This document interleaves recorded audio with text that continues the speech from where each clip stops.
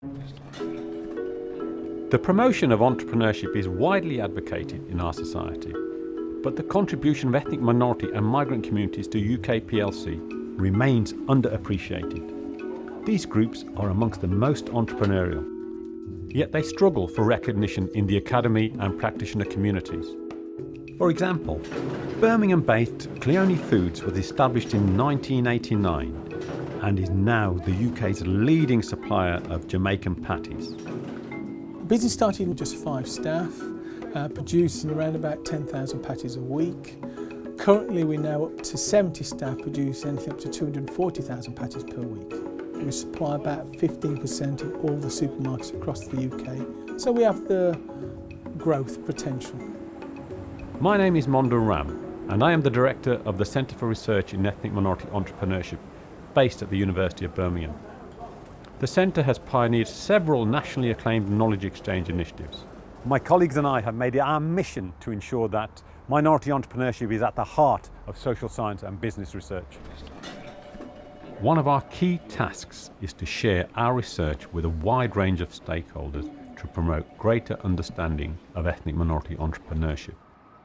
In 2008, I led a bid to establish a Centre for Expertise in the West Midlands. It went national in 2010 and became known as the Enterprise and Diversity Alliance, or EDA, which I now co-lead with my colleague Professor Kiran Trehan. Supported by a combination of ESRC grants and other funding, it is the UK's leading knowledge exchange network on diversity and enterprise. A unique grouping of corporations, banks, professional associations and academics. The EDA focuses on supporting ethnic minority and women-owned businesses. It achieves this by sharing academic and practical knowledge, developing closer relationships between minority businesses and the corporate sector, and providing direct support in the form of mentoring and advice for entrepreneurs. I can remember Monder was coming back on the train from London and he was looking at the rich list, the Times rich list, and there was no BMEs in the list. So we actually came back and said, well, if there's no BMEs in the list, how can we facilitate getting a BME in the top 100? And that's how it started. So it was kind of put together, and we are still meet monthly now. We've grown as individual companies. We've also grown as individuals to actually run a better company. The successes of the EDA are many.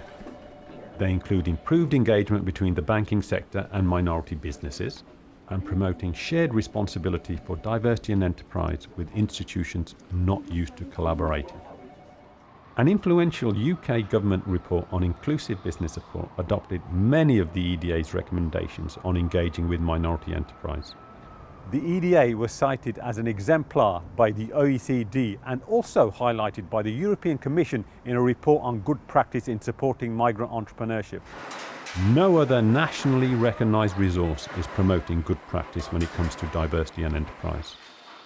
The close association with the ESRC has ensured that a strong link with research has been maintained. Support from the ESRC has also helped us to leverage funds from non-academic stakeholders. This approach to research funding builds long-term relationships and close connections beyond academia, nurturing networks with businesses and the financial sector.